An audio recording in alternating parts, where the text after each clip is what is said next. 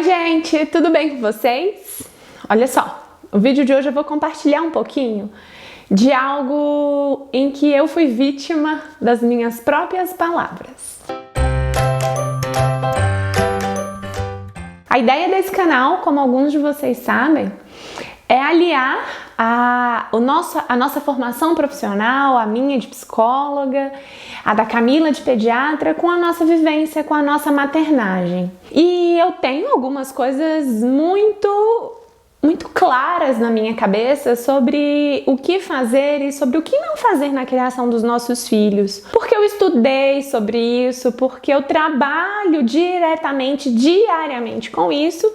Então, na prática, algumas coisas são mais fáceis de se aplicar. Mas não somos perfeitos, estamos longe de ser, e eu fui vítima ou não, eu espero ter reparado a tempo. Mas eu vou situar vocês sobre o que aconteceu. Eu estava fazendo o dever de casa com a minha filha, e para quem não sabe, esse é o ponto fraco da minha cria. Assim, para eu pagar os meus pecados ou não, ou queimar a minha língua, ou evoluir, ela não é uma das alunas mais aplicadas da vida. E vamos levando. E aí, fazer o dever quase sempre é um problema, porque existem coisas que ela prefere muito mais fazer do que estudar. Mas aí, estávamos lá fazendo a tarefa de matemática e ela reclamando e errando, porque estava desatenta e eram problemas matemáticos. E ela errava e eu apagava e eu falava várias vezes: você não está prestando atenção, você não leva a sério. E aí eu comecei a soltar um monte de falas pesadas, digamos assim. Lá pras tantas, eu falei, ela terminou, eram 4 problemas só. Ela terminou, mas tinha sido muito estressante e eu já estava por aqui. E eu falei, bem, você não vai fazer o que você quer fazer, que era ir para o YouTube. Você não vai ver televisão, você não vai. Eu vou fazer mais 6 cálculos para você treinar e se você acertar todos, você vai. Você vai levar a sério, você vai se esforçar e você vai praticar, porque matemática é prática. E aí ela ficou muito nervosa. E aí no primeiro momento eu achei que ela estava nervosa porque ia ter que fazer mais atividade. Mas não foi, vocês vão entender logo mais. E aí começou aquele chororô e eu, como boa psicóloga que sou, acolhi, mas tentei não reforçar demais. Tipo, olha, eu estou aqui, se você quiser conversar, a gente conversa, mas eu não entendo o choro. Então me fala o que é que está acontecendo. E ela chorava, eu falei, olha, vai pro seu quarto, se acalma, se organiza, quando você quiser eu estarei aqui, mas não vai ficar chorando no meu ouvido, porque, né, não sou de ferro. E assim ela fez, foi pro quarto dela e aquela cena se manteve ali por alguns minutos.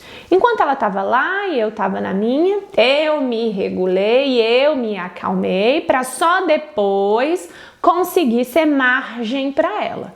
E aí depois que eu já estava um tanto mais calma, eu fui lá para entender o que é que estava acontecendo.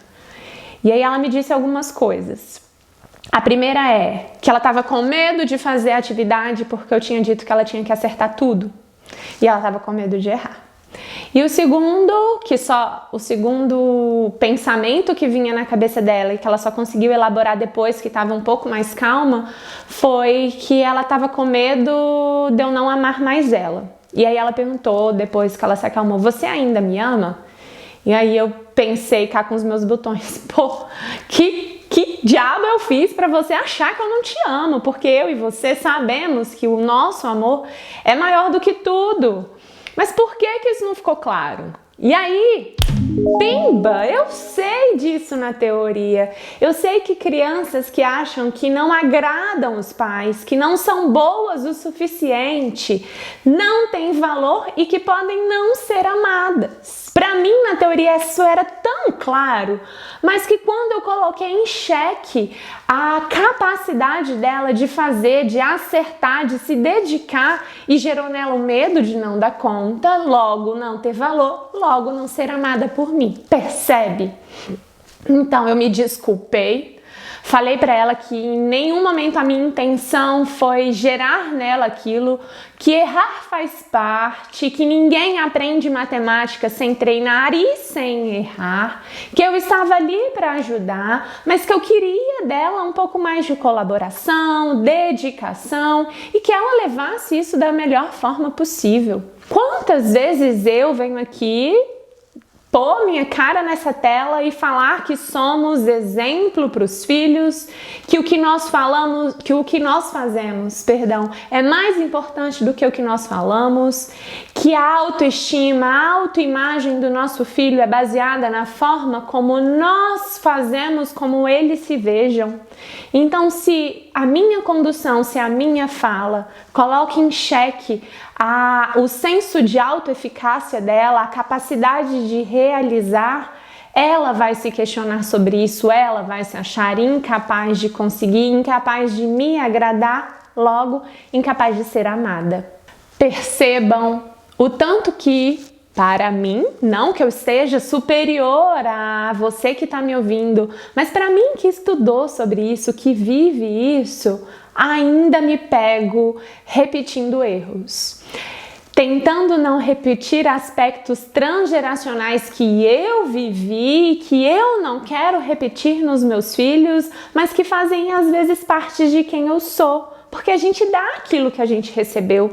Então, se eu tive uma criação exigente, por mais que eu tente não repetir isso, eu acabo repetindo, porque faz parte de quem eu sou. Cabe a mim me conhecer, e por isso que o processo psicoterápico do adulto é tão ou mais importante do que levar a criança para a terapia. No mínimo, caminham juntos. O tanto que me conhecer, estar atento às minhas falas e ao que eu não quero que repercuta no meu filho. Eu juro para vocês que vira e mexe quando eu encontro uma criança que tem alguma formação, alguma ideação, crianças ainda não têm crenças rígidas como os adultos, mas que faz parte dos pensamentos automáticos dela, algum tipo de origem nessas crenças de desamor, de desvalor ou até de desamparo, eu fico me questionando o que ela ouviu, o que ela vive para sentir-se dessa forma. E me peguei vivendo exatamente isso. Felizmente, nunca é tarde para reconhecer o erro e mudar. Eu sigo aqui tentando melhorar, reconhecendo os meus erros e ensinando a minha filha, foi uma fala minha inclusive, de que a mamãe erra, me desculpe, errar faz parte, tanto faz parte que tá tudo bem você errar também. Vamos focar no lado mais cheio do copo, em resolver os problemas, bora lá fazer esse problema de matemática e seguir para o fim de semana. Eu espero que você tenha leveza em conduzir as coisas aí também e que quando não tiver, pare, pensa, reconheça e evolua. Obrigada por me ouvir, tenho muito o que falar, né? Mas é para isso que eu tô aqui e eu espero que você continue aí também. Obrigada e tchau, tchau!